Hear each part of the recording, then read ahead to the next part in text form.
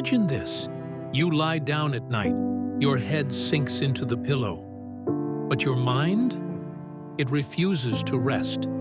Thoughts spiral like a storm. What if I'm not where I'm supposed to be? What if I've already missed my moment? The future feels like fog, and the past, like a weight you can't put down. You look around, and it seems like everyone else has it figured out. Their plans, their goals, their direction, while you're just floating, lost somewhere between who you were and who you're still trying to become. But here's the truth. Feeling lost is not failure. It's not a flaw to fix. It's a part of being deeply human. The Stoics knew this. Thousands of years ago, they saw the same chaos inside the human heart. They understood. Life isn't a straight road.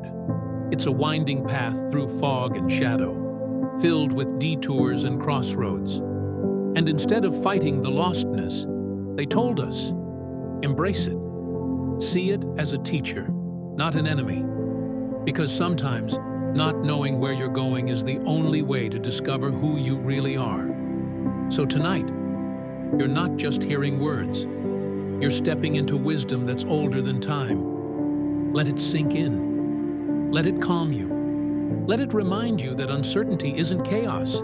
It's transformation. It's okay to pause. It's okay to not have all the answers. It's okay to breathe. Now, take a deep breath. Feel the day slowly loosen its grip. The noise of the world fades. The night becomes your teacher. And as you drift toward sleep, remember this. Even in your lostness, you are exactly where you need to be. Think about how we were raised. From the very beginning, the world taught us to know. Know your goals. Know your path. Know who you want to become. They said, have a plan and stick to it. As if life were some straight, predictable highway where only the lost take the wrong turn. And so we grow up believing that not knowing is failure. That wandering means we've fallen behind. That uncertainty is a flaw we have to fix. But the Stoics, they'd smile gently at that. They would say, to wander is to be human. Even the strongest emperors, the wisest philosophers, the most disciplined warriors faced nights where they didn't know what tomorrow would bring. Marcus Aurelius, ruler of one of the greatest empires the world has ever known, wrote in his private journals about doubt. He admitted confusion. He admitted fear. He admitted being lost, even while sitting on a throne. So if a man with the power of Rome could confess uncertainty, then maybe your confusion isn't weakness at all. Maybe it's proof that you're still growing, still alive. There's freedom in accepting this truth. When you stop fighting against being lost, you make space for discovery. When you stop demanding answers, you begin to see what's been right in front of you all along. Seneca once wrote, "The winds are always shifting. The sea is never the same. No sailor controls the storm, but they do control the direction of their sails." To wander is not to drift without purpose. It's to learn the rhythm of the wind, to bend without breaking, to trust that even when the horizon disappears, the journey still means something. This permission to wander, it matters, because it takes the weight of perfection off your shoulders. We spend so much of our lives whispering, "I should already know." We scroll through perfect lives, compare our pace, and punish ourselves for not being certain. But what you don't see are the countless silent moments of doubt that everyone hides behind their smiles. To be lost is not to fall behind. It's to stand in the very place where every soul eventually finds itself. It's the stage that forces growth. A child stumbles before they can walk. And every adult must stumble through confusion before they can truly live with wisdom. The Stoics were not naive. They didn't tell you to smile through the storm or to pretend that the fog isn't real. They simply said, walk anyway. They never denied the fear. They never pretended the anxiety wasn't real. The Stoics acknowledged it. The shaking hands, the sleepless nights, the quiet voice in your chest that whispers, what if I never find my way? But instead of calling it weakness, they taught us to listen to it. That anxious energy. It isn't there to destroy you. It's there to reveal you. It shows you what you care about, what matters deeply to you, what you're terrified to lose. And if you can sit with that feeling, not escape it, not numb it, it becomes a teacher. It shows you what attachments no longer serve you. It points you back toward the values you've forgotten. It brings you home to yourself. Epictetus understood this more than anyone. Born a slave, living with no control over his life, no security in his future, no guarantee of tomorrow. If anyone had reason to break, it was him. But he didn't break. He bent, and in bending, he found freedom. He realized something most of us never do. You may not control the road beneath your feet, but you can always control the way you walk it. He turned his wandering into wisdom. His lesson was simple, almost disarming. Stop asking, why am I here? And start asking, what can I learn from being here? And now, even modern science whispers the same truth the Stoics once shouted. Psychologists have found that uncertainty awakens the mind, that when we don't know the way, the brain lights up, searching, connecting, creating. Confusion becomes the spark of discovery. The mind, pushed out of comfort, begins to see differently. What feels like being lost is often the soil where creativity grows. The Stoics didn't need neuroscience to understand that. They knew the power of struggle. They saw how the hardest seasons of life often plant the deepest seeds of wisdom. And there's a quiet beauty in wandering. Think of the times you've walked without a destination. When you slowed down long enough to notice the world breathing around you, the way the wind touches the leaves, the color of the sky before rain, the laughter echoing from somewhere unseen. Wandering through life can be just like that. When you release the pressure to know, you start to see. A conversation with a stranger, a book you never planned to open, a mistake that forces you onto a new path. These become the hidden gifts that certainty would have blinded you to. But don't mistake wandering for giving up. The Stoics were never advocates of surrender.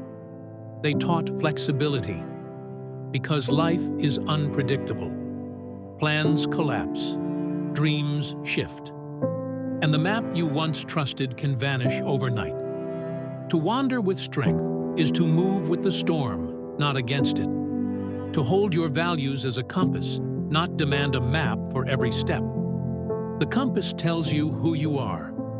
The map only tells you where you're going. And the truth is, the map will always change. So when you feel lost, remember, you don't need the whole path. You only need the courage to take the next step, guided by the compass within you. Virtue, honesty, courage, wisdom, self-control. That is the compass that never fails. Even if the road twists, even if the stars disappear, as long as you hold that compass, you are never truly without direction. Let this sink in. Uncertainty does not mean you are failing. It means you are alive. It means you are becoming. It means you are growing. Every human before you has wandered. Every soul has questioned. Every wise heart has once whispered, I don't know where I'm going. Feeling lost is not a personal flaw. It is the shared thread that binds all of humanity together. It is the echo of every person who ever dared to exist.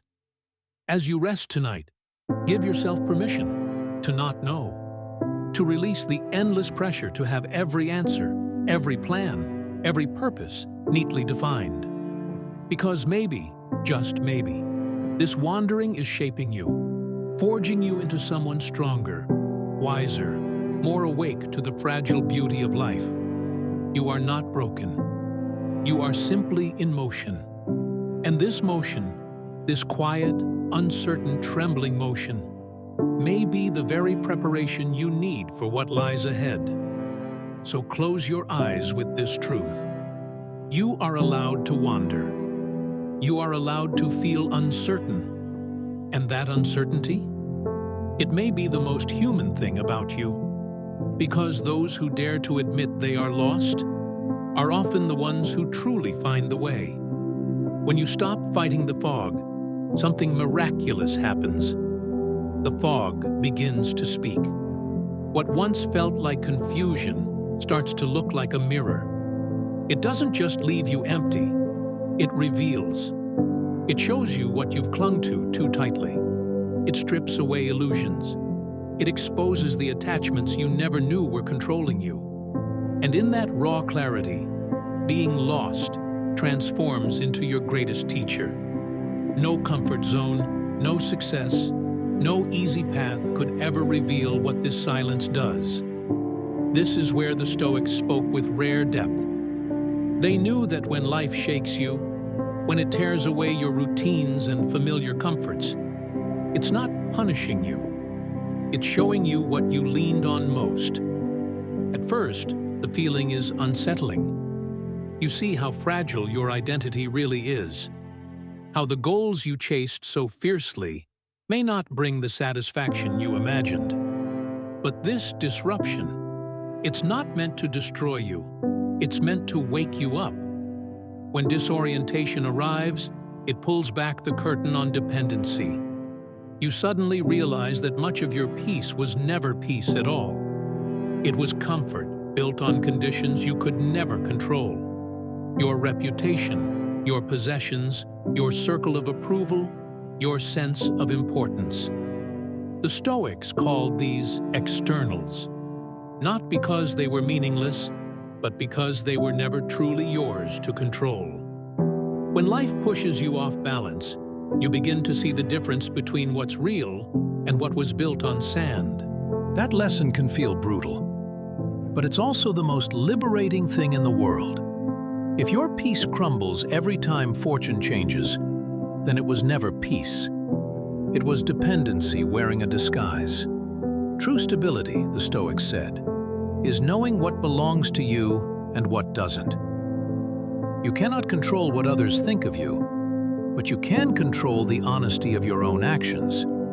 You cannot guarantee wealth, but you can choose to use what you have with wisdom. You cannot prevent every loss, but you can shape how you meet it, with despair or with resilience. And in that choice, that quiet, invisible inner choice, your wandering becomes something sacred.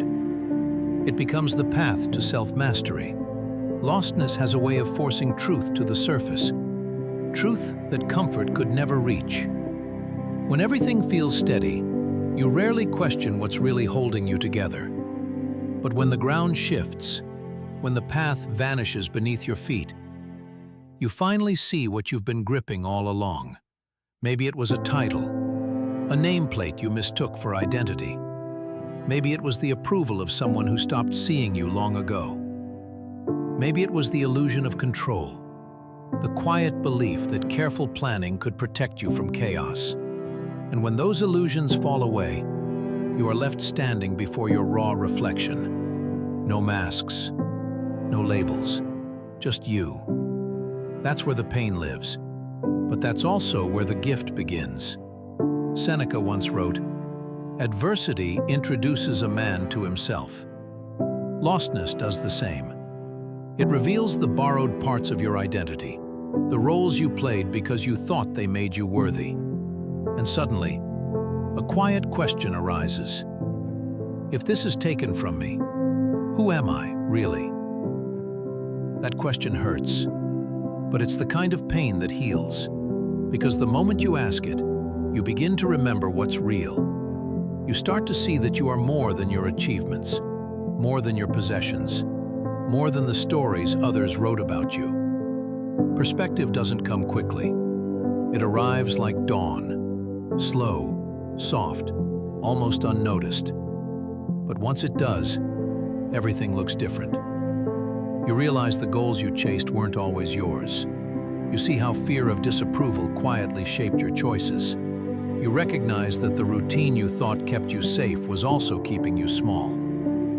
Lostness exposes these hidden contracts we sign with life. Those silent agreements where we trade freedom for comfort, authenticity for acceptance, truth for approval. And once you see them, they lose their power. The Stoics never saw life's disturbances as punishments. They saw them as reminders, the sharp taps on the shoulder that wake you up. In this way, lostness becomes a reset button. It breaks the trance of habit and whispers, "Look again." Are you living by accident or by design? Marcus Aurelius reminded himself each day to live as though it were his last, not to breed fear, but to sharpen his awareness of what truly mattered. When lostness interrupts your path, it gives you that same clarity. It's not chaos, it's calibration. Think of a traveler who loses their way in a forest. At first, panic rises, the fear of not knowing. But once the noise settles, their senses awaken. They notice the wind, the light, the smell of rain, the direction of the sun. Disorientation teaches awareness. Life works the same way. When certainty dissolves, you begin to notice the quiet signals you used to ignore. A small tug in your heart, a conversation that stirs something inside you, a desire that's been whispering for years, waiting for silence to be heard. These become your new compass points, the landmarks of your inner map. They guide you not toward the life you were told to live, but toward the life that feels true. Lostness also humbles us. It reminds us that no matter how strong or brilliant we think we are still subject to forces far beyond our control. And that humility, it's not defeat, it's wisdom. It softens arrogance. It deepens compassion. When you know the ache of not knowing, you stop judging others who are still wandering. You see the courage in their confusion. You recognize yourself in their searching. Because we are all travelers in the dark, learning to listen for light. But there's another lesson buried deeper still. Lostness recalibrates desire. When your usual anchors disappear, you begin to ask simpler, truer questions. What do I really need? What do I truly want? And often, the answers are so small, so human, so freeing. You realize you don't need constant recognition, only meaningful work. You don't need endless possessions, just enough to share. You don't need control, just alignment with your values. In this way, disorientation isn't the end of direction. It's the birthplace of true direction. It's not the breakdown, it's the breakthrough. The Stoics often reminded themselves that fortune is a guest, not a possession. When you live with this awareness, lostness no longer terrifies you. It becomes a quiet teacher, a reminder to love what is present, while it is present. The perspective gained through wandering isn't abstract philosophy. It's practical. It reshapes how you handle your relationships, how you pursue your work, and how you care for your own mind. You begin to see through the illusions that once ruled you. You stop chasing approval that never satisfies. You stop spending your life on desires that leave you empty. And slowly, almost silently, you start building your life on something solid, on values that endure through uncertainty. That's the kind of foundation no storm can wash away. So when confusion enters, let it teach you. Let it reveal the attachments that have been silently steering your choices. Let it strip away the illusions of control. Let it humble you, awaken you, sharpen you. Because though lostness feels like emptiness, it's often the very space where your truest direction begins to take root. As you rest tonight, remember this. The path may twist, the signs may fade, the map may vanish, but the perspective gained in wandering, that will always light the way forward. You are not simply lost, you are being shown what matters most. And when lostness teaches you to see your attachments clearly, another lesson quietly follows. It's not about moving faster or rushing toward a new direction. It's about stillness. The Stoics called this the art of suspension, a deliberate pause in judgment when the road ahead is covered in fog. Most people panic in uncertainty, grasping for quick answers to escape discomfort. But wisdom lives in the pause. The pause is power, the ability to hold your judgment long enough for truth to rise on its own. There is a rare strength in restraint. The urge to decide quickly often comes from fear, the fear that uncertainty itself is dangerous. But the Stoics warned that the greater danger lies in haste. When you rush to label something as good or bad, right or wrong, you close the door to deeper understanding. Suspension is patience in motion. It's the mind saying, I will not let appearances rule me. I will wait until I see clearly. And that waiting, that stillness, becomes your shield. A harsh word is spoken to you. Your first instinct is to call it an insult. But if you pause, if you suspend judgment, you may realize it came from pain, from ignorance, from misunderstanding. Without the pause, anger takes control. With it, compassion finds space to breathe. A plan collapses. A door closes. You call it failure, disaster even. But with time, you might see it was a redirection, a gift wearing the mask of loss. Epictetus warned his students, appearances are persuasive, but not always true. And he was right. Suspension is protection. Because in a world designed to pull your emotions, to win your instant approval or outrage, restraint becomes your quiet rebellion. You stop reacting. You start responding. Each pause becomes an act of strength, a moment where you choose wisdom over impulse. Because the truth is this: the human mind craves certainty. Uncertainty feels like standing on shifting ground, and the instinct is to grab onto anything, even if it's unstable.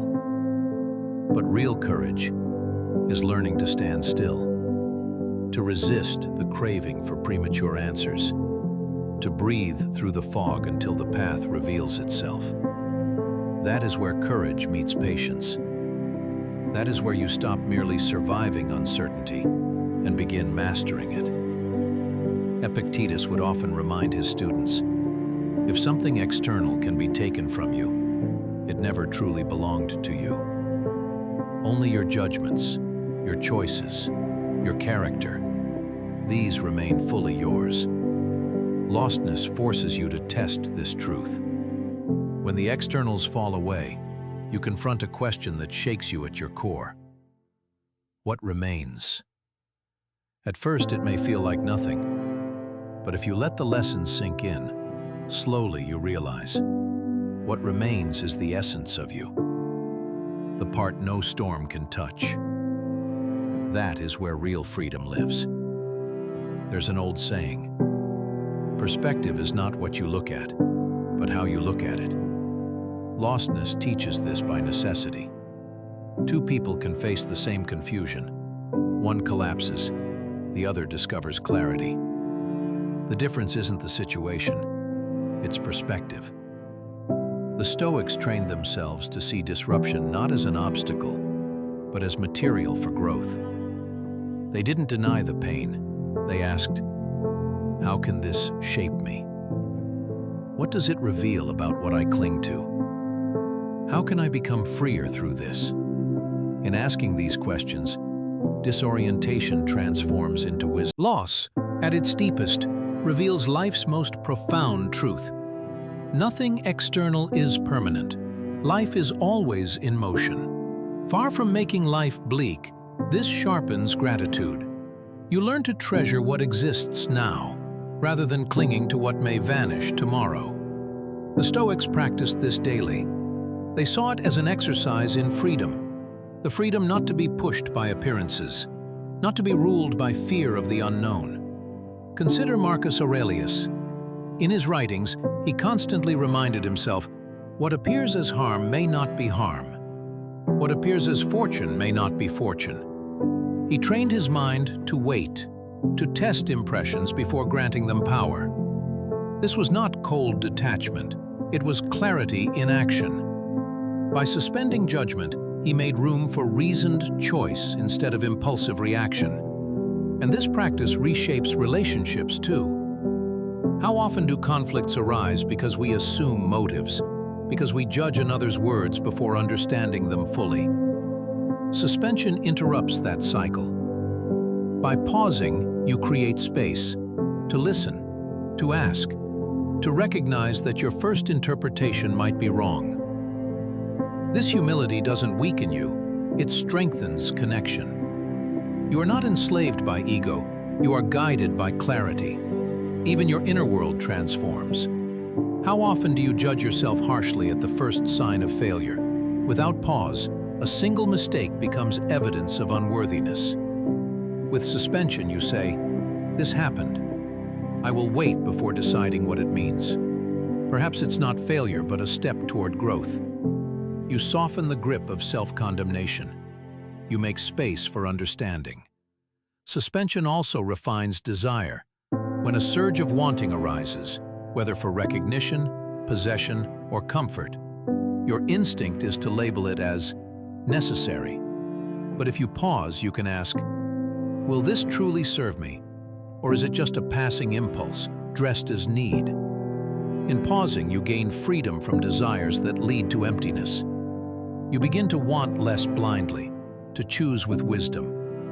This is elegance in living. It doesn't mean standing still, refusing action. It means acting from clarity, not impulse. Time reveals truth. An insult fades when ignored.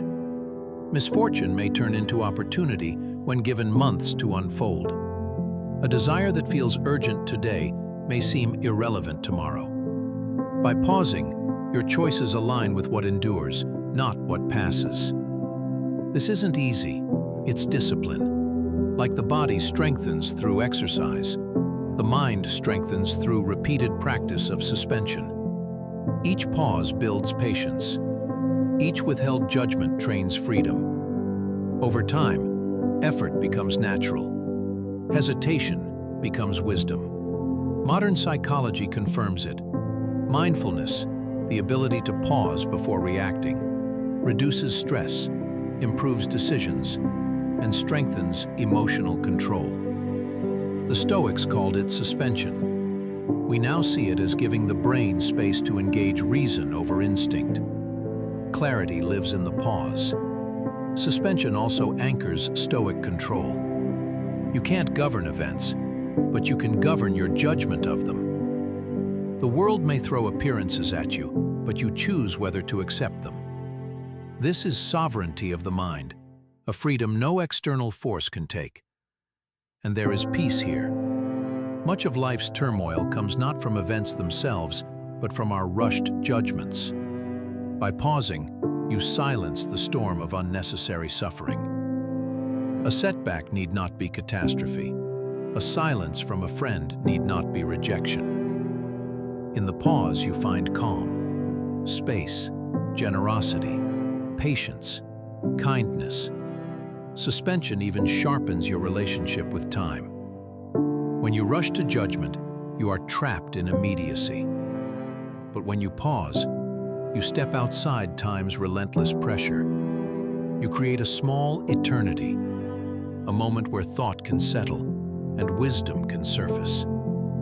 This timeless pause becomes a refuge, a sanctuary where clarity gathers before action resumes. Over and over, the Stoics reminded themselves to watch impressions closely. Epictetus warned, "Appearances come with great force, but the wise resist being carried away." He urged a simple practice. When a thought arises, test it. Ask, "Does this belong in my control?" Wait before giving it power. This is suspension in action, a skill that transforms confusion into steadiness. Tonight, consider how you can begin this practice. The next time an emotion surges, do not rush to label it. Breathe. Wait. The next time you feel the pressure to decide instantly, give yourself space. The next time an impression tries to dictate your judgment, hold it at arm's length. Let reason examine it first. In these small pauses, you will discover a strength quieter than action, but more enduring than reaction.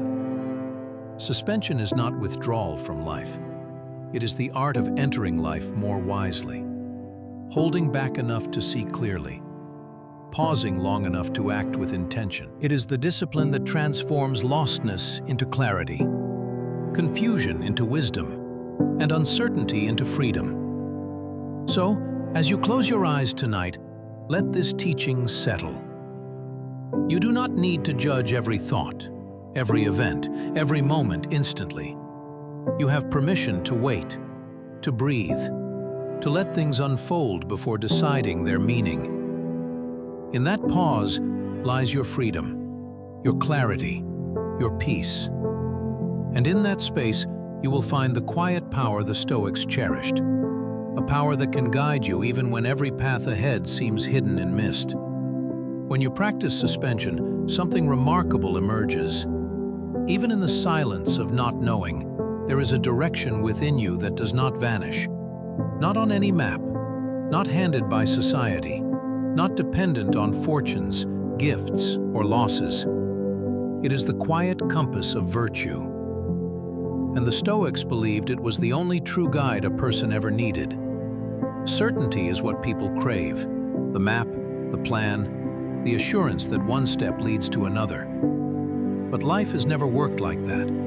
Roads collapse, signs fade, storms block the way. If your security rests on external maps alone, when they vanish, you feel broken. The Stoics offered another way. Instead of chasing a map that cannot last, build within yourself a compass that never fails. This compass is not about directions in space, it is directions of character. Virtue is the true guide. Even when the world seems chaotic, living with wisdom, courage, justice, and self-control always points you to the right way. These are not abstract ideals, they are living tools, guiding choices when everything else feels uncertain. A compass does not tell you every step, but it always points north. Virtue does not promise certainty about what will happen, but it always points you to act well, no matter what. Consider wisdom. In confusion, wisdom allows you to see what belongs to you and what belongs to fate. Without this compass, people panic, grasping for control where none exists. With wisdom, you conserve energy for what truly matters: your responses, your choices, your integrity.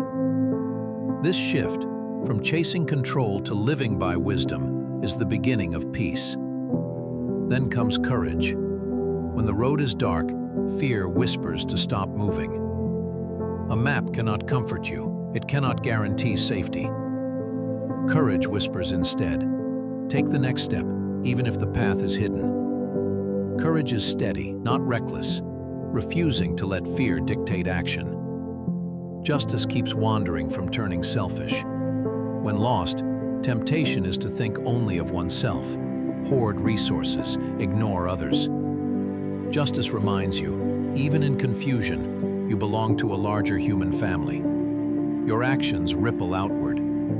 Choosing fairness, kindness, responsibility strengthens community rather than isolates. Self-control anchors you. When certainty vanishes, desire grows loud.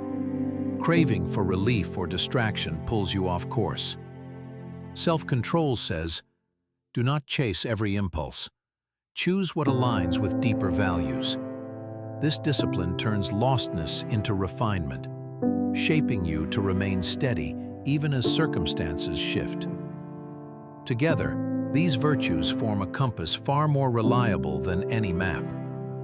Maps show destinations, but cannot adapt to changing terrain. A compass always shows direction. The Stoics insisted a life guided by virtue can never truly be lost. Virtue directs action in any chaos. This way of thinking frees you from obsession with outcomes. Maps focus on destinations. Virtue guides the journey. A compass focuses on orientation, not on the map. When you trust a compass, you accept that outcomes may differ from your plans, but you remain aligned with what matters most. Seneca said it clearly, "No wind is favorable to the sailor who does not know to which port he sails. But the wise person's port is virtue itself, not external success." Even if fortune sends storms, you reach your destination if your actions are guided by virtue. Think of ordinary struggles. A career path may collapse unexpectedly. If you lived only by the map, devastation follows. The route you trusted is gone. But with a compass, you ask, how can I meet this with wisdom? With courage? Remain just and disciplined? Suddenly, collapse is not an end. It's a stage to practice your highest values. Consider relationships. Certainty tempts you to believe people will always stay, always act as you hope. When they disappoint, betrayal stings. But with the compass, your focus is not controlling others. It is living with justice and integrity yourself. You cannot stop others from leaving, but you can ensure your own actions are fair, honest, and loving. Your dignity remains intact. The Stoics also warned, don't confuse the map with the compass in matters of desire. External goals, wealth, fame, recognition, are destinations on a map. They may or may not be reached, and often bring less fulfillment than expected. The compass of virtue, however, gives direction in every pursuit. Wealth without virtue corrupts. Recognition without virtue enslaves you. But pursued with wisdom, courage, justice, and self-control, even if unachieved, your character succeeds.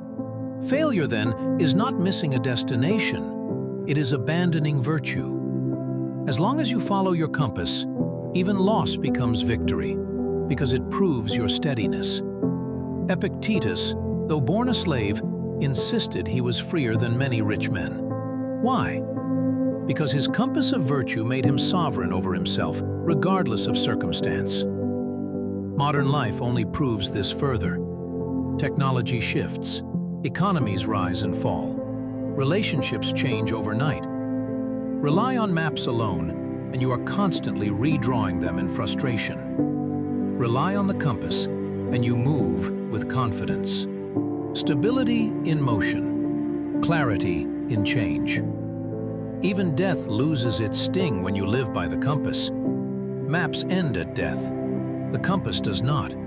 It guides virtue to your last breath. Marcus Aurelius reminded himself, death is natural, not to be feared. His comfort? As long as he lived, he could live with virtue. That was enough. This way of thinking demands trust, not in fleeting impulses or shifting emotions, but in your ability to live by enduring values. The compass is inside you. You must choose to follow it. Stoics practice daily reflection, journaling, and exercises to sharpen it. The more you rely on it, the freer you become. No perfect maps, no guarantees, just a steady direction through uncertainty. You know storms may come, roads may vanish, losses may strike. Yet your compass still points true. As you rest now, let this thought steady you. You do not need the whole map of life to feel secure. You only need the compass within. Align yourself with wisdom, courage, justice, and self-control. No matter how the world shifts, you will not be lost. Those who live by maps are at the mercy of change. Those who live by the compass of virtue carry their direction wherever they go. Trust the compass more than the map, and something remarkable awakens within you. Fear loosens its grip. The need for constant control fades. But a new question rises quietly. If virtue guides me within, where do I stand in the vastness beyond me? The Stoics did not avoid this question. They leaned into it. To feel small in the cosmos was not despair. It was an invitation to see life differently. Every human has felt it. Looking up at the night sky, or watching the ocean stretch endlessly, aware of one's fragility. The Stoics treated this awareness as medicine, not poison.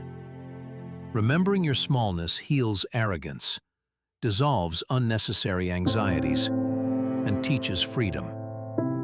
When you stop pretending to be the center of the universe, a strange lightness emerges. Much of what you fear matters less. Much of what you cling to is temporary. Marcus Aurelius reminded himself, even the greatest empires are dust against the scale of time. Generations rise, generations fall, and the universe continues, indifferent to our worries. Far from discouraging him, this perspective grounded him. One insult, one delayed plan, one failed ambition. Set against the cosmos, they cannot carry the weight we give them. Feeling lost on this scale can be liberating. It frees you from the burden of needing to be extraordinary in the eyes of the world. Even the most famous figures fade from memory. The pressure to constantly prove yourself dissolves. You begin to live less for applause, more for alignment with your own compass. Seneca wrote, "Glory built on opinion fades quickly. Virtue remains." The cosmos does not care about reputation. That is good news. You can live truthfully without seeking approval. Humility emerges. If you are small, so is everyone else. No one is above or below another when seen from the stars and centuries. Kings, workers, philosophers, children, all share the same fragile breath, all return to the same earth. Envy and arrogance dissolve. Why crave what vanishes so quickly? Why boast about what will be forgotten? Lostness, placed against cosmic citizenship, becomes less frightening. You are part of a shared human family, moving through a temporary stage, equal in limits and dignity. The Stoics called this concept cosmopolis. Every person, a citizen of the universe before any city or nation. Your identity expands. You are not only your hometown, career, or family name. You are woven into nature itself. The air you breathe is shared. The stars shine on all. The seasons carry you alongside every living being. Remembering this greater whole replaces loneliness with connection, without erasing individuality. You are small, but not meaningless. Each person carries a role, however modest, in the harmony of the whole. Like a single note matters to a melody, your choices contribute to the rhythm of existence. To live with virtue is to play your note well, without controlling the entire song. Epictetus advised, "Focus on your part in the cosmic play. Leave the rest to the director, nature, or fate." From this perspective, feeling lost transforms into freedom. You are not responsible for controlling the universe. You can let go of impossible expectations. You do not need to fix everything, own everything, or know everything. Your task is simple. Play your role with integrity. Let the rest unfold. This is not passivity. This is liberation. The relief of setting down what was never yours to carry, Modern science even echoes this. Astronauts speak of the overview effect, seeing Earth from space, feeling the unity, fragility, and humility of our planet. Borders vanish, conflicts shrink. The planet appears as one living system. This mirrors the Stoic insight. Stepping back, seeing your place in the cosmos, shrinks the anxieties that consume daily life. What overwhelms you is often just noise on the surface of something immeasurably larger. This cosmic perspective nurtures gratitude, the warmth of the sun, the renewal of rain, life's cycles supporting you freely. Instead of obsessing over what's missing, marvel at what is already given. Marcus Aurelius urged himself to notice the beauty of nature as a reminder of the vast, ordered whole. Gratitude softens despair, builds resilience. Even death loses some of its sting. If you belong to the cosmos, death is not exile but return. A wave returns to the ocean. Your body, your breath, your life. Return to the universe that carried you all along. This perspective also sharpens responsibility. Your actions ripple beyond yourself. Justice is not just fairness locally, it's stewardship of the world itself. Caring for nature, respecting dignity, living with restraint. Lostness reminds you of this larger stage, humbling, empowering. You see your smallness, yet freedom emerges. Freedom to live authentically without the illusion of control or the demand for eternal recognition. Your smallness becomes the key to peace. When confusion clouds your steps, Stoics offer a radical answer.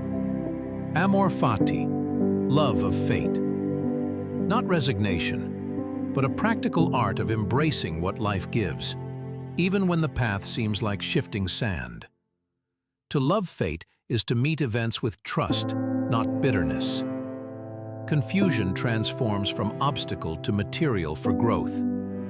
Every frustration, an exercise in patience. Every setback, an opportunity for courage. Every silence, an invitation to listen deeper. Practice daily. Reframe confusion. Reflect. Speak gratitude even for what disorients you. Trust the order beyond vision. Act according to your values. Accept people as they are. Embrace the present moment. Find joy in the whole of existence. This is Amor Fati made practical. The path may twist, the map may dissolve, the future may remain hidden. Yet you are free to love it, to meet fate with open arms, to embrace confusion as part of the gift of being alive. Fear dissolves, resistance softens, life becomes lighter. To love fate is to live fully, even when clarity hides, to find peace not after the storm, but within it. And yet another challenge arises. Thoughts. Uninvited, sometimes shadows of fear, despair, false belief. Lostness is not only events, it is judgments you allow to root inside. Here enters the discipline of assent. Events are neutral. Thoughts are optional. You are the gatekeeper. Epictetus compared the mind to a fortress. Impressions storm the walls, but entry depends on whether the guard opens the gate. When despair whispers, "This is hopeless," pause. Ask, "Is this true or just fear speaking?"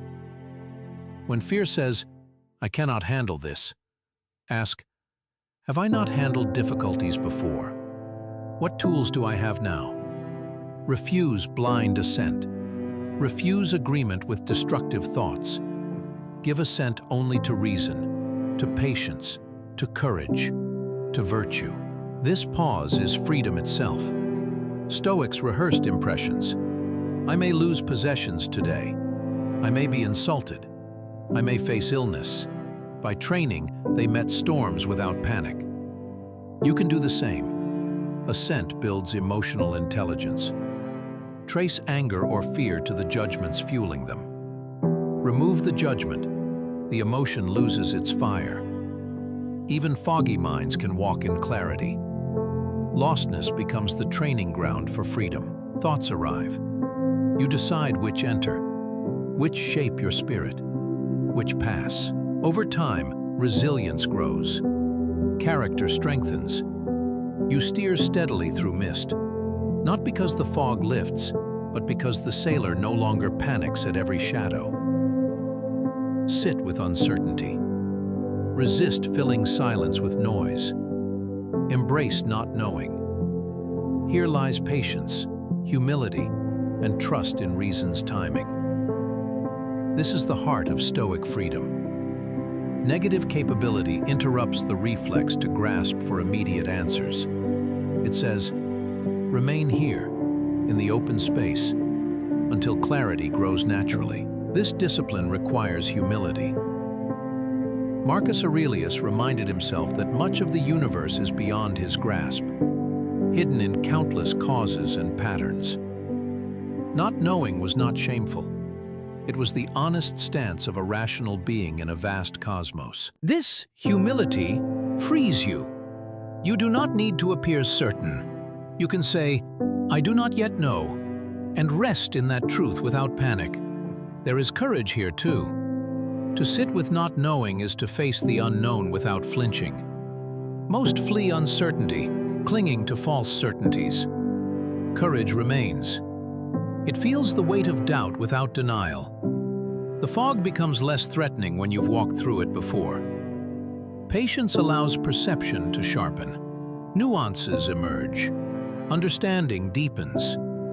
The mind clears, just as a pond settles when still. Practice meditation, not as escape, but as deliberate waiting. Sit with unanswered questions. Notice the urge to resolve them. Release it. Over time, uncertainty becomes a space for growth. Dialogue can train negative capability too. Ask questions without expecting immediate closure. Explore perspectives. Honor complexity without flattening it into certainty. Creativity thrives here. Artists, scientists, philosophers. Breakthroughs often arise after long periods of doubt. Certainty closes doors. Patience keeps them open. Relationships deepen as well. Instead of rushing to fix others, sit with them in uncertainty. Presence becomes your gift. Trust grows. Acceptance blooms. This discipline also frees you from perfection. You no longer fear mistakes or ignorance. Imperfection is natural. Not knowing is part of growth. Anxiety dissolves. You act, experiment, learn, unshackled from the demand for instant clarity. The Stoics often contemplated the vast unknown: life, death, fate, the future. Wisdom is not eliminating uncertainty, but living well within it. Epictetus said, "What disturbs people are not events, but their judgments about them." Sit with not knowing, and you withhold judgments that magnify fear. Accept mystery without forcing it to conform to desire. Gratitude grows. The breath in your lungs, the presence of a friend, the beauty of a tree. Uncertainty becomes a backdrop against which clarity shines. Modern research confirms this. Tolerance of ambiguity leads to less stress, more creativity, resilience, and adaptability. The Stoics practiced this centuries ago. Certainty is often an illusion. Strength lies in navigating uncertainty calmly. Here is the power: freedom. Act while still not knowing, guided by your inner compass of virtue. No longer waiting for perfect maps. Trust your orientation, even in fog. Life's uncertainties no longer control you. Sit with not knowing. It is strength. It is courage. It is resilience. It is freedom. And then another question arises. What happens when uncertainty becomes external? When the world itself feels unfamiliar, cut off, even alien? For the Stoics, this was not theory. They faced exile, stripped of homes, positions, communities. What others saw as ruin, they saw as a chance to turn inward. Exile, literal or symbolic, becomes clarity. A lost job, a broken relationship, illness, all are forms of exile. Yet they carry discovery. They strip illusions, leaving what cannot be taken. Reason, character, virtue. They ask, what is truly mine? If I lose status, am I still myself? If approval fades, do I still have worth? At first, exile feels like death. Slowly, it reveals truth. Identity rooted in externals is fragile. Identity rooted in virtue cannot be destroyed. Epictetus, a slave, knew this. He declared himself freer than many rulers. External conditions could not control his judgments. Even in the harshest exile, clarity can be born. Exile widens perspective. The familiar becomes visible again. Attachments reveal their fragility. And in that space, a deeper understanding of freedom, resilience, and human dignity emerges. Marcus Aurelius often reflected that standing outside the familiar rhythms of Rome allowed him to observe human affairs from above. Distance grants clarity. By stepping back, by choice or by force, you see what truly matters and what was mere habit. Exile carries a hidden gift. It compels inner resourcefulness. When external supports fall away, you are left with yourself. At first, this feels like emptiness. Over time, it becomes strength. Seneca wrote that adversity reveals whether we are hollow or solid. Exile presses this truth sharply. Without usual comforts, you discover what you have cultivated within. If you have trained your mind, exile becomes solitude, not loneliness.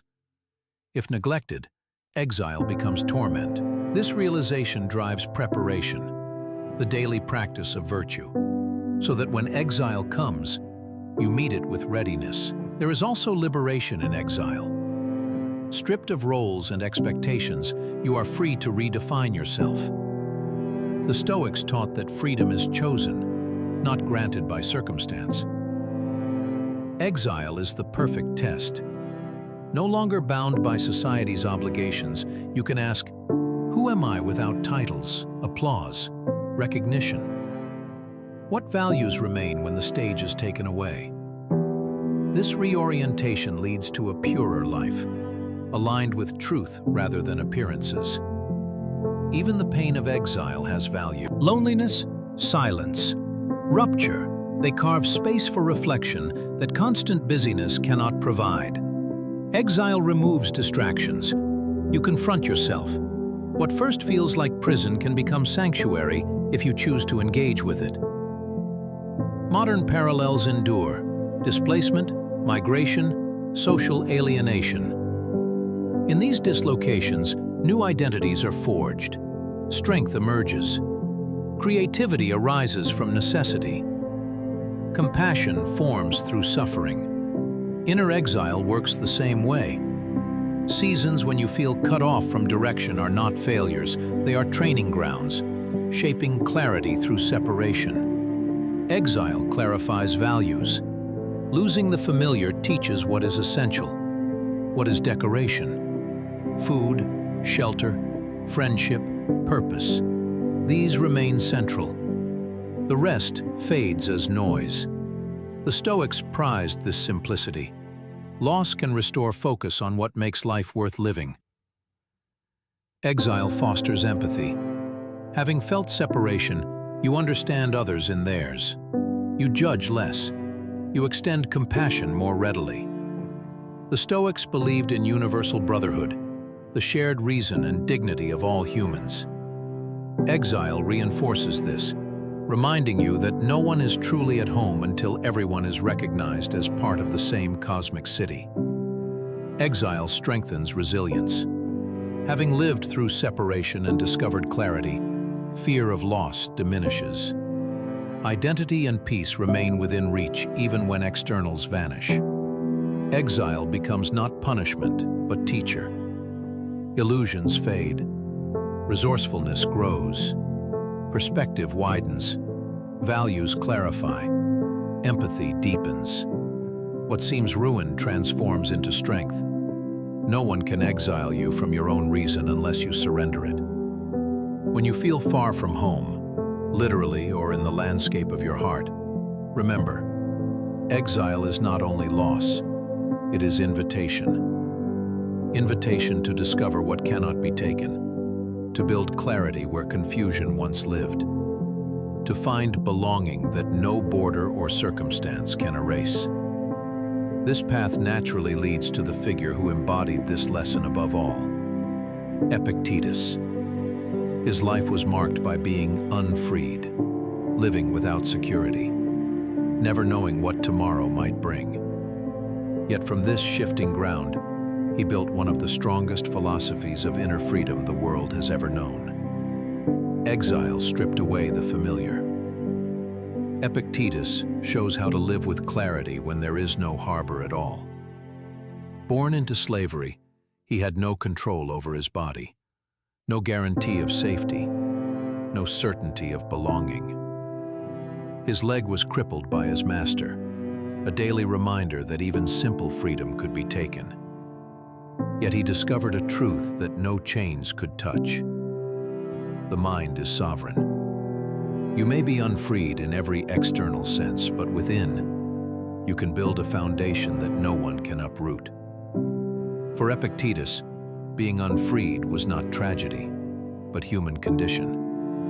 Everyone, slave or emperor, lives without fixed guarantees.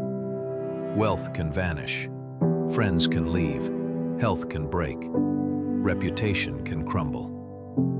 To demand certainty from the world is to demand what it cannot give. Survival does not depend on securing the harbor, but on learning to sail steadily, even when the waters promise no land. His teaching begins with control. He drew the sharpest line in Stoic thought between what belongs to us and what does not. Our judgments, choices, and will are ours.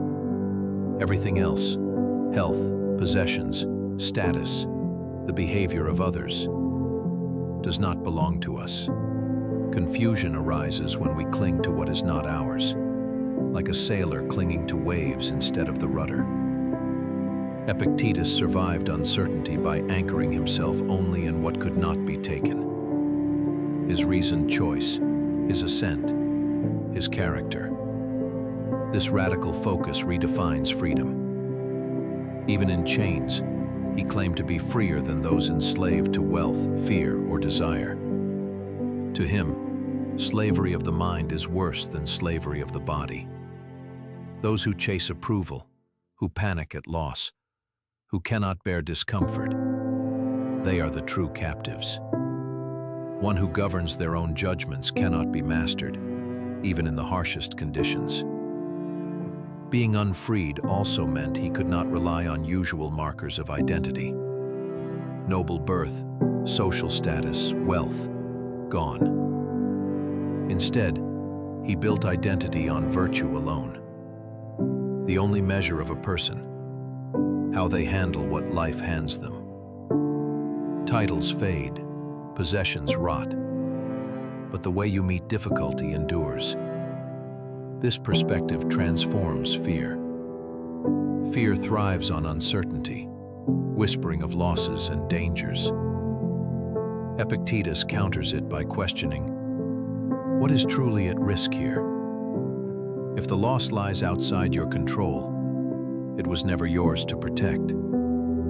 If danger threatens body or fortune, these are externals.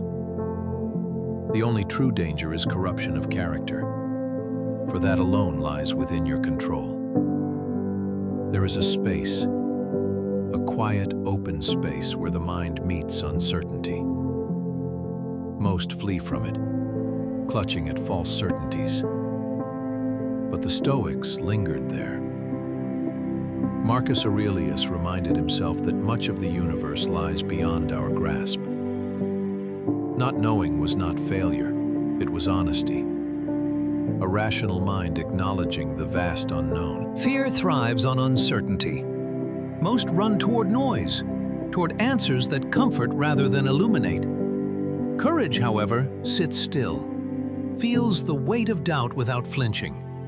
In that stillness, the mind sharpens. It notices subtleties missed in haste, the hidden patterns of a problem, the quiet tones of a conversation. The pond clears when it is still. So does the mind. Meditation is not escape. It is deliberate waiting. Let questions linger unanswered. Notice the urge to resolve them quickly. Release it. Conversation, too, can be practice. Exploration without forcing closure. These are the ways negative capability trains the mind to remain present, to honor complexity, to allow clarity to emerge. Exile strips you bare. Whether cast away from home, identity, or comfort, the Stoics taught that your inner fortress cannot be touched. Marcus Aurelius saw life from above the rhythms of Rome, gaining clarity that proximity could not give. Seneca reminded us, true belonging is within. The mind, the character, the reason. These are yours alone. Exile compels inner resourcefulness. At first it feels like emptiness. In time it becomes strength. Adversity reveals whether we are hollow or solid. Without comforts, we discover what we have cultivated within. If trained, exile becomes solitude, not torment. If neglected, it becomes suffering. Stripped of roles and expectations, we are free to redefine ourselves, to turn inward and ask, who am I without titles, applause, recognition? Even the pain of exile has value. Loneliness, silence, rupture. These carve space for reflection that constant busyness cannot provide. What first feels like prison can become sanctuary if you engage with it. Creativity is born from necessity. Compassion is forged through suffering. Loss reveals what is essential. Food, shelter, friendship, purpose. They remain central while the rest fades into noise. Born a slave, crippled by circumstance, Epictetus knew this intimately. Chained in body, yet unshaken in mind, he discovered that no one can take the mind. Wealth, status, health, these are borrowed. But character, choice, virtue, these are yours.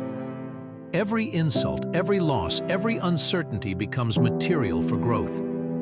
Hardship is the gymnasium of the soul. Pain is real, but despair is optional. Life is like a play.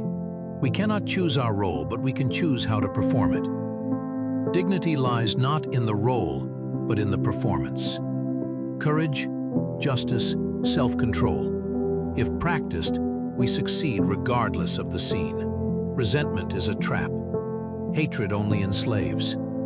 Focus on what is yours. Your judgments, your choices, your integrity. Being unmet is the natural state of all humans. Epictetus simply experienced it more directly. The world will shift, roles will end, fortunes will vanish. Yet within lies a harbor unshakable. Anchor in virtue, in reason, in courage. Sit with uncertainty, embrace exile, endure the void. These are invitations to clarity, to freedom, to a life built not on what is given, but on what cannot be taken. There are spaces between roles, gaps where identity feels suspended. Loss of recognition, endings, transitions. These voids are fertile ground. Empty, yes, but ripe for cultivation. Shift identity from external to internal. Ground worth in virtue rather than titles. Honor the past, release it, and step forward into the openness of what follows. The void strips borrowed identities. Much of self-worth comes from how others see us. This discovery is liberating. Who am I without labels? You are your judgments, choices, virtue. Anchor in these. Practice reflection, voluntary simplicity, rehearsal of new circumstances. Prepare for change before it arrives. Step into the void with readiness. The void teaches patience. Nature unfolds in its rhythm. Do not rush. Life is a banquet. You do not snatch food before it is served.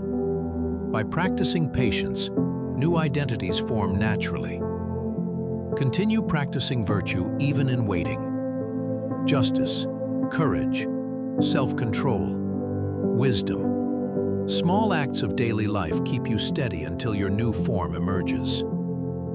Identity is fluid. Roles end, but character endures. Be parent, worker, citizen, friend, wanderer. Then let one role fade without collapse. Your essence is not tied to the mask, but to the character you carry. The void is not emptiness, it is transition. Use it to reflect, simplify, cultivate patience, practice virtue, and see clearly who you are without masks. The externals we chase, titles, wealth, recognition, cannot resolve the feeling of being lost. Life is not a straight path of milestones. The mind deceives itself thinking that the next achievement will bring peace. Yet the Stoics observed, those who acquire wealth, status, power still remain restless. Stability comes not from externals, but from inner grounding. Judgment, integrity, alignment with virtue. These are anchors that hold. Indifference must be understood. Life's conditions divide into preferred and dispreferred indifference. What belongs to us is our reason, our choices, our virtue. What does not belong, wealth, reputation, external outcomes, should not disturb the mind. Focus on the controllable. Everything else is a wave. Guide the rudder. Do not cling to it. Freedom emerges here, in mastering what cannot be taken and releasing what never belonged. Health, wealth, reputation, these are preferred indifferences. Sickness, poverty, disgrace, dispreferred. Yet none touch the core of your freedom. They shape your life, yes, but cannot define your mind.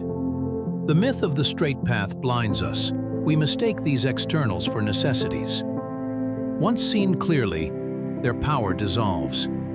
Goals can inspire, but when treated as ladders to certainty, they trap. The Stoics reframed them as exercises in virtue. Whether you reach them matters less than how you pursue them, with patience, courage, justice.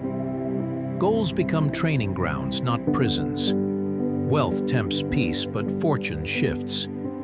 Epictetus reminded that true riches lie not in accumulation but in contentment. Money is a tool, not a tether. Anchor in character, not sand. Reputation is even more deceptive, entirely dependent on others. Marcus Aurelius, Emperor of Rome, reflected daily that posterity would soon forget him. Praise and blame are beyond control. They cannot dictate your peace. Life is not a straight line. Illness, betrayal, loss, these twists are inevitable. To cling to certainty is to resist reality. The Stoics taught resilience. When the path bends, you can still walk steadily. Premeditatio malorum, imagining misfortunes in advance, shrinks fear. Wealth lost, health challenged, status shaken. These are indifferences. Virtue alone remains untouchable. Courage, reason, integrity. These cannot be taken. Preparing the mind softens the blow of uncertainty. Gratitude anchors freedom. Appreciate gifts of fortune, yet hold them lightly, as guests at a banquet. Wealth, health, success, they are offered, not guaranteed. Accepting this prevents clutching, prevents despair. Nature itself flows without straight lines. Seasons twist, rivers bend, growth and decay intertwine. Life mirrors this rhythm. Resistance creates disorientation. Acceptance brings harmony. Walk with grace through the bends. Balance desire and aversion. Prefer what comes. Endure what fades. But never surrender inner peace. Lostness exposes illusion. Status, wealth, achievements. They cannot stabilize the soul. Stability exists only in judgment, in virtue, in inner compass. Release the myth of the straight path. See externals as tools. Cultivate unshakable steadiness. Being lost is not a failure. It is training to walk any road with calm. Admitting ignorance takes courage. Intellectual humility is strength. Pretending to know blinds the mind. Confessing, "I don't know," opens it. Marcus Aurelius, even as emperor, embraced the unknown. Epictetus taught students that philosophy is pursuit, not possession. Growth begins at the edge of what we do not know. Humility keeps you open, curious, compassionate. It transforms conversation, decisions, study. It tempers judgment of others and aligns action with what is controllable. Accept the unknown as a natural boundary. Focus on effort, reflection, virtuous action. Release the illusion of total control. Act with integrity now, even amid uncertainty. There is joy here too. Releasing the need to know everything returns wonder. The stars, time, human complexity. Mystery becomes awe, not fear. Stand with courage in the space of, "I don't know." Speak it honestly, live it humbly. Freedom and clarity follow.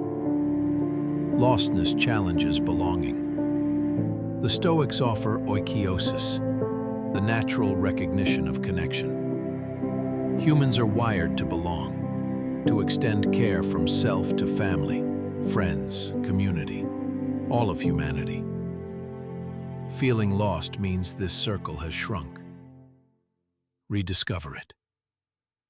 You are not alone. You exist within a living whole, woven into bonds older than awareness.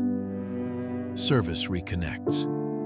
Even small acts affirm shared humanity. Isolation shrinks. Engagement expands. Perspective shifts. Suffering is universal. Pain no longer isolates, it joins you to others. Cosmic citizenship reminds that wherever you go, you belong to the universe itself. Responsibility flows from connection.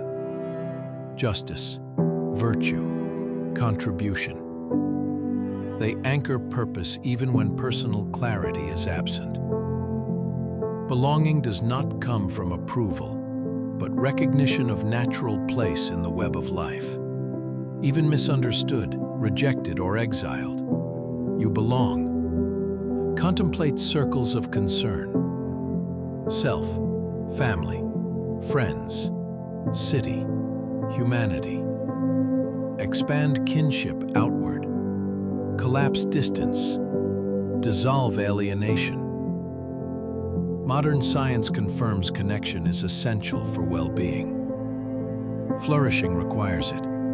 Loneliness harms.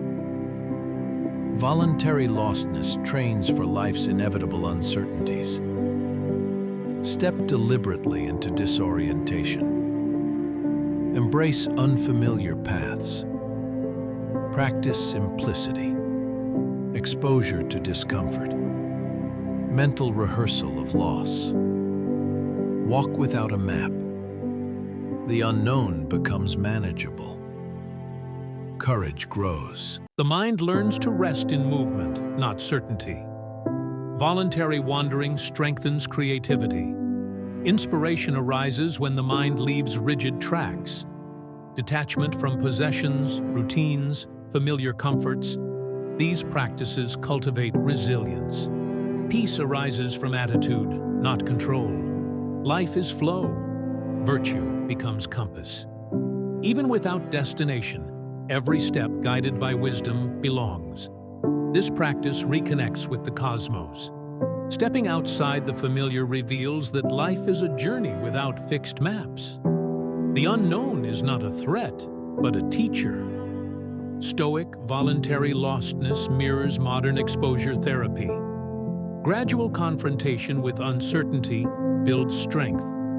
By embracing small uncertainties, you build resilience for the greater storms ahead. The mind learns that ambiguity is not fatal, that survival, even growth, thrives within the unknown. Perfectionism loosens its grip. Life need not be flawlessly ordered to be lived fully. Choosing moments of disorder proves that imperfection is not the enemy. Lostness, embraced willingly, becomes liberation, a release from the tyranny of rigid control. It softens rigidity, nurtures adaptability, and cultivates resilience.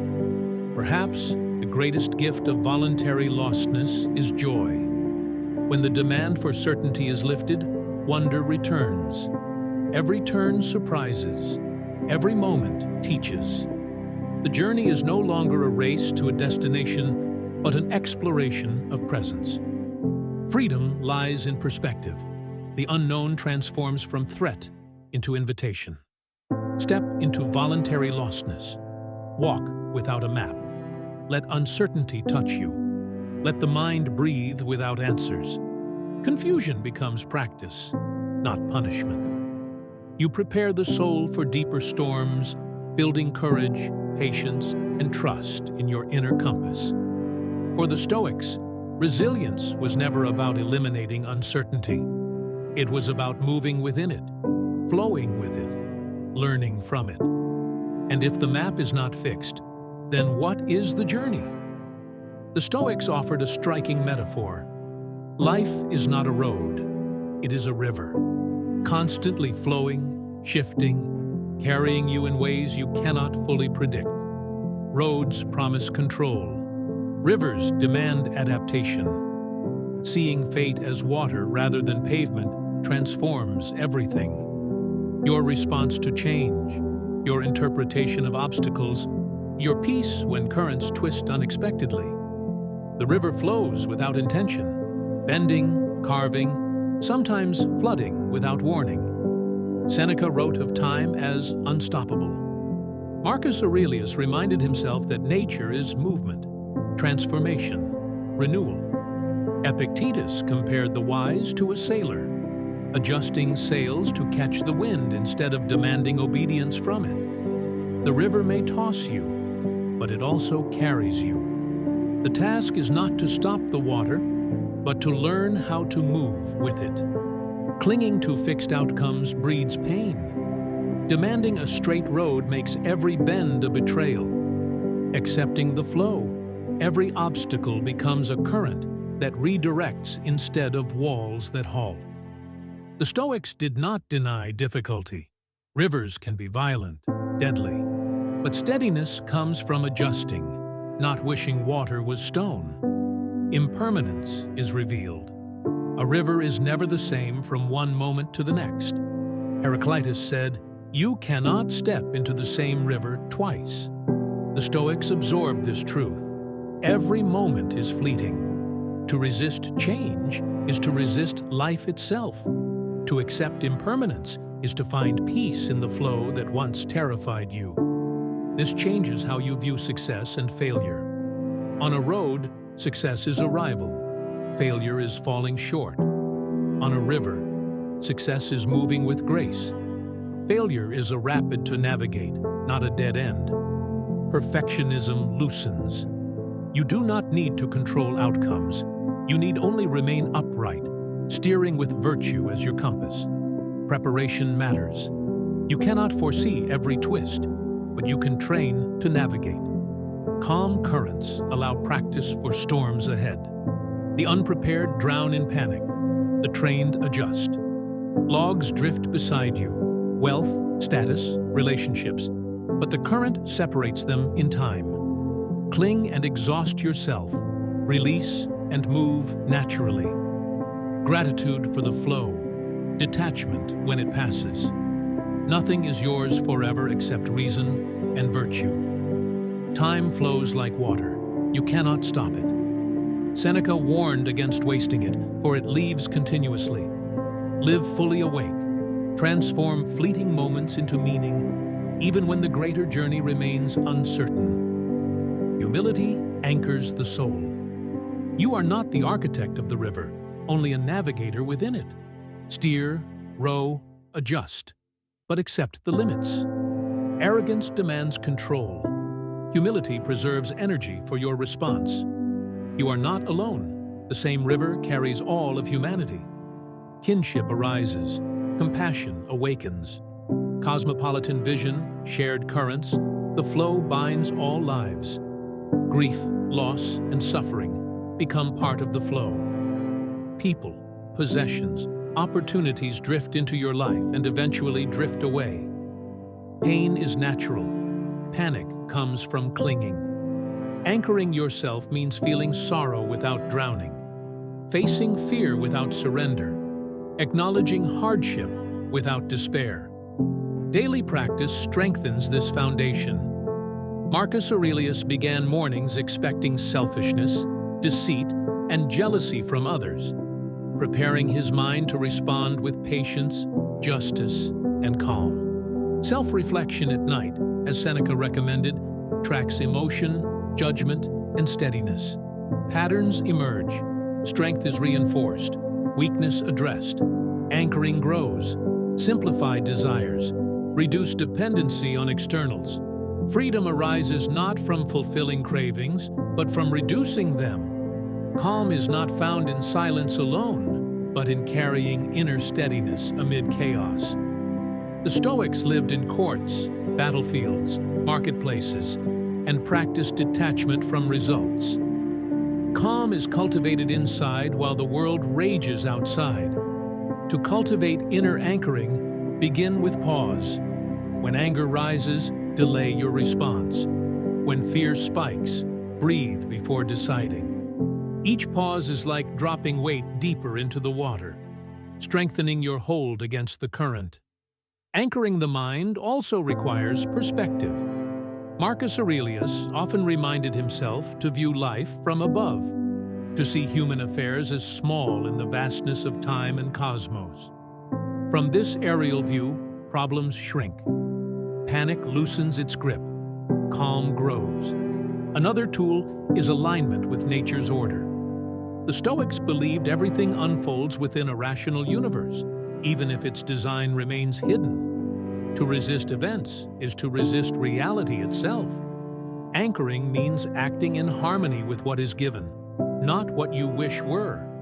Acceptance becomes the tether that holds when the current surges. Community matters too. Anchoring is personal but not solitary. The Stoics spoke of the great city of humanity, a network of support in shared struggle. Friends, teachers, companions, they strengthen steadiness. Anchors may be individual, but ropes connect ships together.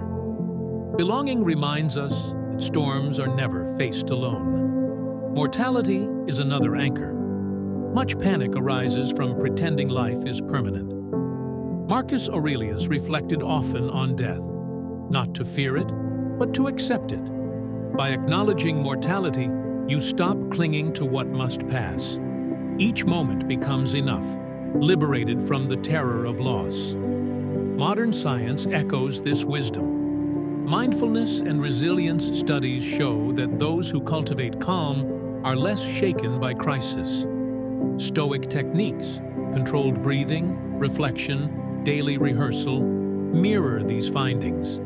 Stability is not given by circumstances, it is built within. Practical steps: rehearse misfortune in imagination, reduce dependence on luxuries, cultivate gratitude, commit to virtue in small acts. Each step strengthens the mind's foundation. When outer maps collapse, you do not collapse with them. You carry sovereignty within. Anchoring is lifelong practice, like dropping weight after weight into water until the ship no longer drifts with every current. When life bends sharply, when the horizon vanishes, remember, your anchor is within. Not wealth, titles, or plans, but discipline, Clarity, patience, and virtue. Drop it deep and you remain steady. This is inner anchoring, the calm that cannot be taken, the unshakable peace at the heart of Stoic strength.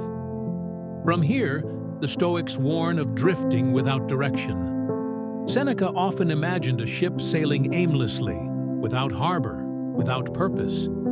This is not poetry, it is a warning. Without intention, without clarity, lives are carried by every current of desire or fear.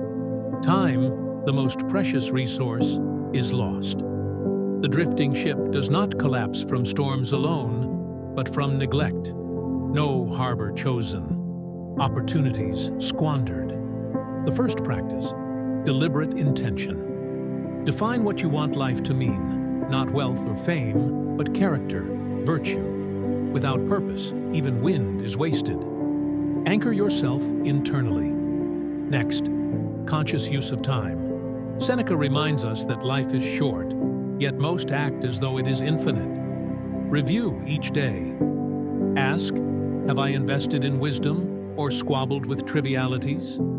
Treat each day as a complete life. Resist surrender to external influence. Align yourself with solitude and reflection. Not withdrawal, but training. Time alone clarifies your values, distinguishing them from the noise of the crowd. Constancy matters. Hold principles deliberately, even when difficult. Anchoring in virtue prevents endless circling, wasted energy, and emotional drift. Mortality sharpens focus. The awareness of death is the ultimate harbor. It turns urgency into clarity. Choose companions wisely, for those who drift aimlessly can pull you into their wake. Measure progress by inner development, not external motion. Busy does not equal moving forward. Wisdom, self-control, justice. These are your true markers. Modern life, however, mirrors a drifting ship. Endless scrolling, reactive living, chasing desires that vanish the moment you touch them. Seneca's remedy still applies. Set purpose. Guard your time. Choose your companions. Discipline your desire. Cultivate gratitude. Drift is not destiny. Harbor is chosen. Through reflection, through values, through deliberate living. The Stoics spoke of clarity through control, not of events, but of the self. Epictetus divided reality into two realms. What is up to us, our judgments, our choices, our actions, and what is not, fortune, others, the weather of life itself. Lostness tempts us to forget this, to panic over what was never ours to govern. But freedom begins the moment you draw that line again. Focus where it counts, and release what does not. When the fog comes, your first instinct is panic. You try to force clarity, to demand answers, to grip control. But the Stoics whisper, the fog is not yours. What is yours is how you walk through it, calmly or chaotically. Discipline your steps, even when the path is unseen. For lostness is not punishment, it is practice. A testing ground revealing what belongs to you and what never did. Anger comes when we demand others act as we wish. Anxiety comes when we fear what might happen next. So ask yourself, does this thought belong to me? If yes, direct it. If not, release it. This is how the Stoics filtered chaos into training. Fortune's blows can't hurt unless your mind consents. Wealth fades, reputation dissolves, status vanishes. But virtue, that cannot be stolen. Responsibility then becomes simple. You control effort, not result. A student can study, the outcome is fate. A leader can act justly, the response is fortune. Lostness becomes lighter when you stop carrying what was never yours. Even grief and uncertainty are not curses, but classrooms. You cannot prevent loss, but you can govern your response. You cannot command love or forgiveness, but you can act with justice. Character, virtue, reason. These remain yours, always. There is a strange power in being lost, not the blind panic of confusion, but the quiet courage to step into uncertainty on purpose. When you expose yourself to the unknown willingly, you teach your mind that ambiguity is not fatal. You learn to breathe in the fog, not fear it. Perfectionism dies here. Those who chase flawless order exhaust themselves, but those who choose moments of disorder, who allow imperfection, discover freedom. Lostness, when embraced, becomes a form of release, a breaking of chains forged by control. And in that surrender, joy returns. When you stop demanding certainty, wonder awakens. Every turn becomes discovery. Every pause becomes wisdom. The path stops being a race and becomes an exploration of presence. Joy is not found in knowing what's next, but in seeing that not knowing can still be beautiful. So when life feels too tightly wound, walk without a map. Let uncertainty touch you. Let your mind breathe. Train your soul to see confusion not as punishment, but practice. Because resilience isn't built in calm seas. It's forged in fog. Fortune, after all, is not a rigid road. It's a river, flowing, shifting, unpredictable. You can't demand the current to move your way. You can only learn how to move with it. A road resists change. A river is change. Seneca wrote that fighting time is like trying to hold water in your hands. Marcus Aurelius reminded himself, nature is movement, transformation, renewal. And Epictetus said, a wise sailor never curses the wind. He adjusts his sails. The current may toss you, but it also carries you. Your task is not to stop it, but to steer with grace. Obstacles are not walls. They are turns in the water redirecting you. To resist is to drown. To accept is to flow. Success then becomes not a rival, but movement with integrity. Failure not a fall, but a lesson in balance. Train yourself before the storm, so when it comes, you respond, not react. The untrained panic, the trained adjust. Possessions, praise, and plans drift by like floating logs. Cling to them, and you'll tire. Release them, and you'll glide. Nothing is yours forever, except your reason and your virtue. Time flows, whether you resist or not.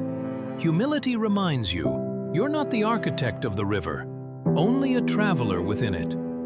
And you are not alone. Every human shares this water, some ahead, some behind, but all carried by the same stream. Compassion grows when you remember this. Practice anchoring. Pause before reacting.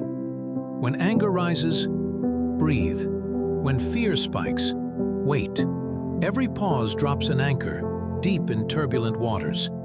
Marcus Aurelius used to rise above the world in thought, to see everything small beneath the vast sky.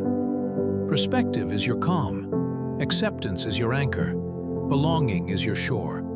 Gratitude your compass. Guard your time. Discipline your desire. Choose companions who steady your spirit. Measure progress by how you live, not how loud you seem. Lostness, then, is no longer a void. It's a mirror. It shows you what enslaves and what frees.